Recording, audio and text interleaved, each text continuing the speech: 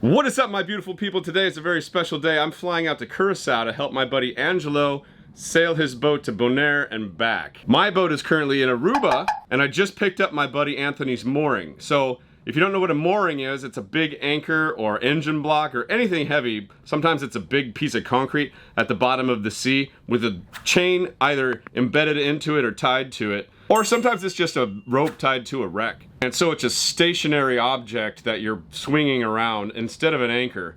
So you don't have to have as much line out, and they're a lot safer in a storm. So since I'm leaving for a week, I'm putting my boat on my buddy's mooring, and we're gonna go down there and check the mooring, because you always check your moorings.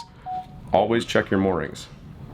People lose their boats that way. Okay, let's go. What's up, YouTubes? My name is James. I'm a mechanic, musician, and round-the-world sailor. 5 years ago, I made a choice that would change my life forever. I bought a catamaran, built a hardtop, sailed to Cuba, painted shark's teeth on the front of the cat, lost a rudder, built a rudder in a buddy's shed, lost the second rudder, built the other on a beach, sailed to Easter Island, sank the dinghy, sailed to Pitcairn, sank the dinghy again, sailed to French Polynesia, sank the dinghy one more time, got sponsored by one of the best dinghy companies in the world.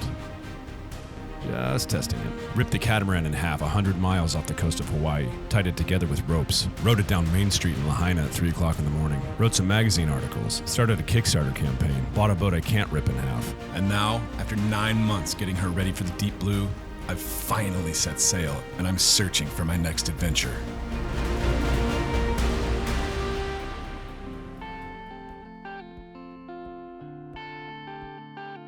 Okay, let's take a little dip together and I'll show you exactly how I check my moorings. This one is completely unknown to me, so I'll take you guys step by step and show you how it's built, what it's made out of, and how to check to make sure it's assembled correctly.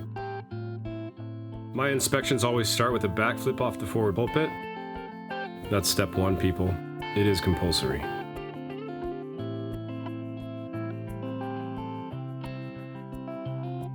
Okay, let's start from the boat and work our way down.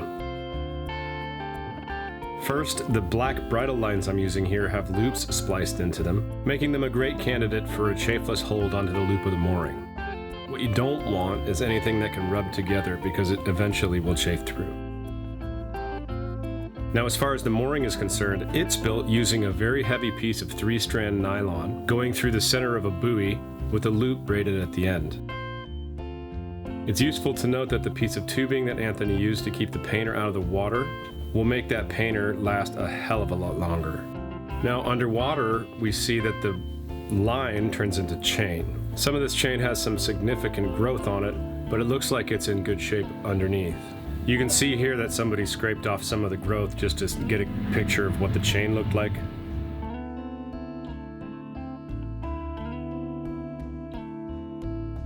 A very important part here is to check the rope to chain connection. Here we see the chain to a shackle to a thimble and the line spliced to that.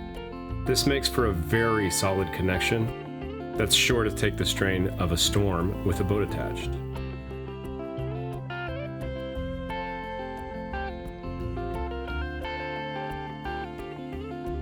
Following the chain down, we see that there are a series of larger shackles, and everything is made fast to a very large structure.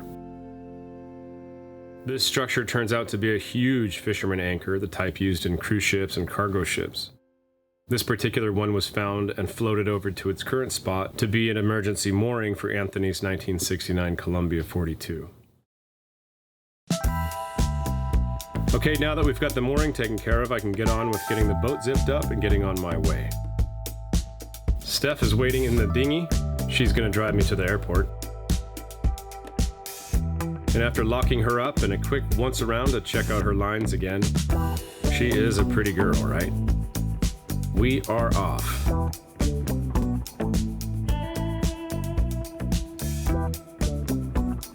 Now comes the monumental job of getting all my editing equipment to Curacao without running over any of the locals.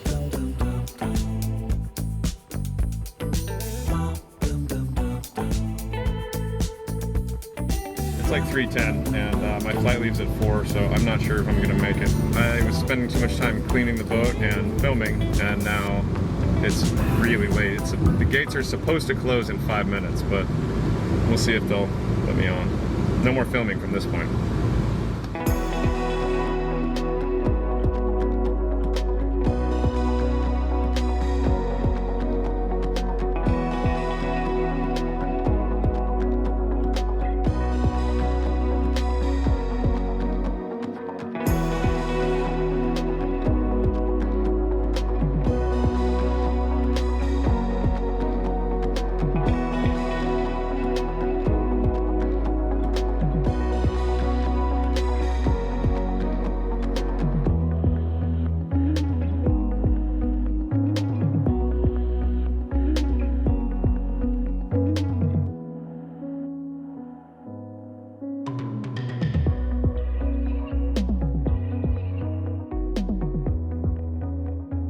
Wow, what is that, bro?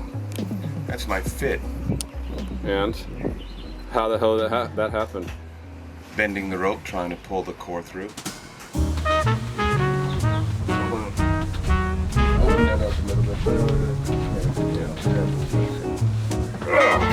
This thing ain't going anywhere. In there.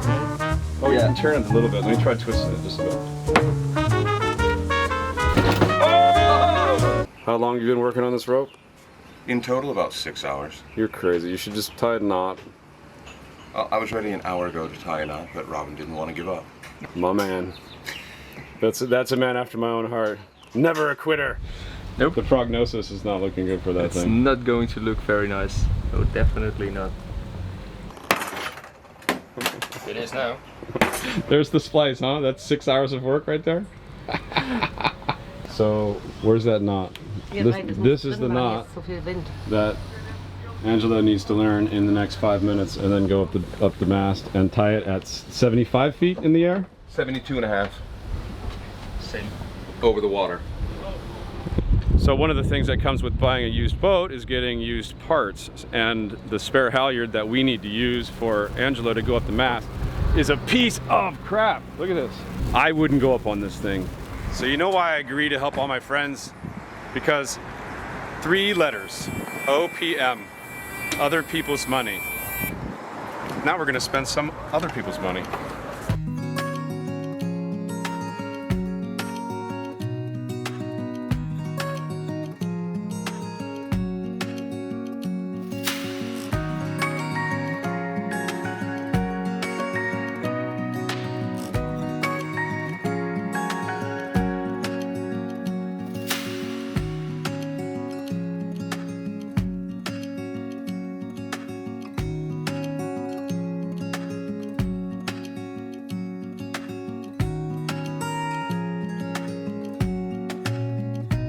We're looking at about $1,000 in line right here.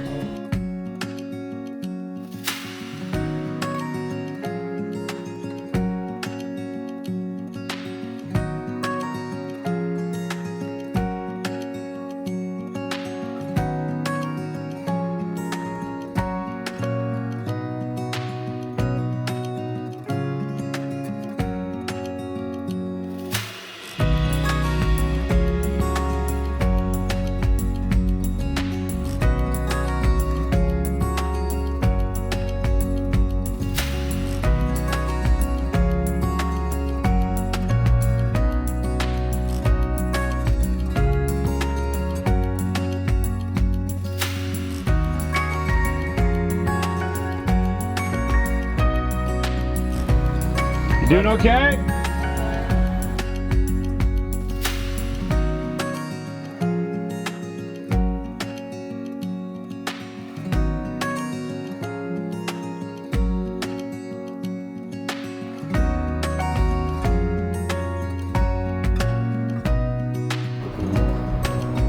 Okay, nicely done, kids. Thank you very much for your help. I couldn't have done it without you, my friend. You're welcome. Keeping us safe. We'll probably see you tomorrow.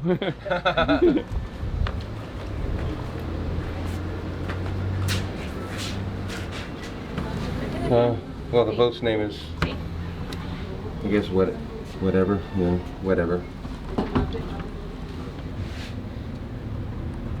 524-6531.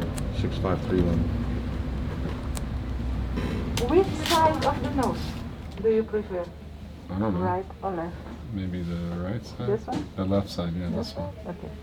Take a deep breath in and out through your nose.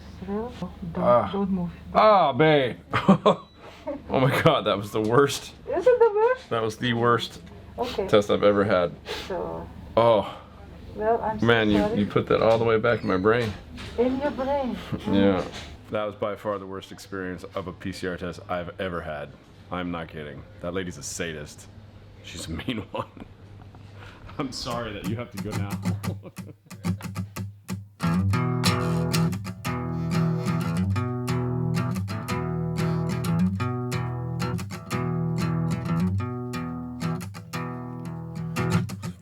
Lonesome highway east of Omaha.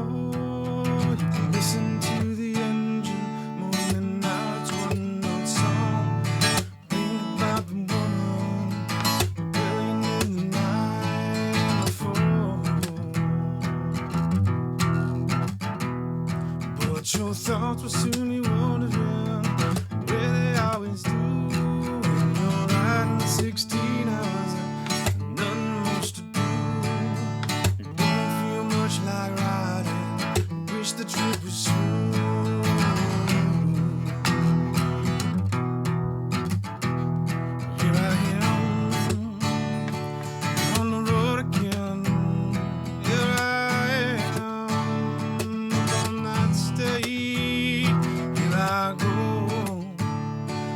star again. Here I go, turn the page.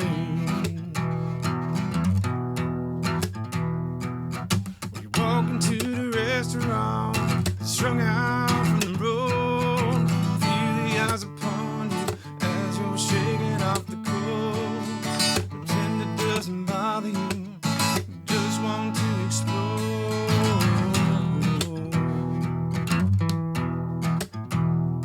But sometimes you can't hear them talk, other times you can. All the same old cliche, is that a woman or a man? And you always seem outnumbered, don't dare make a stare.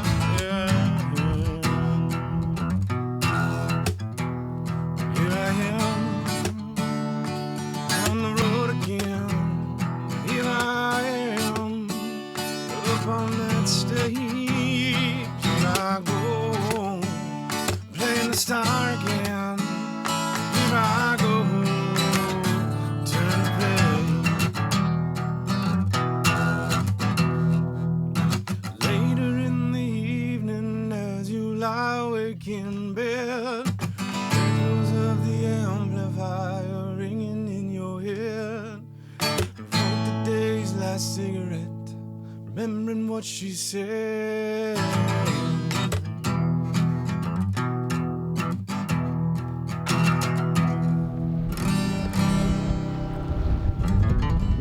The end of the island's right behind me, so we're not getting any kind of wind shadow anymore. So we're gonna put the sails up now and see if we can't sail. It looks like we might just be able to sail right to Bonaire, which would be super cool.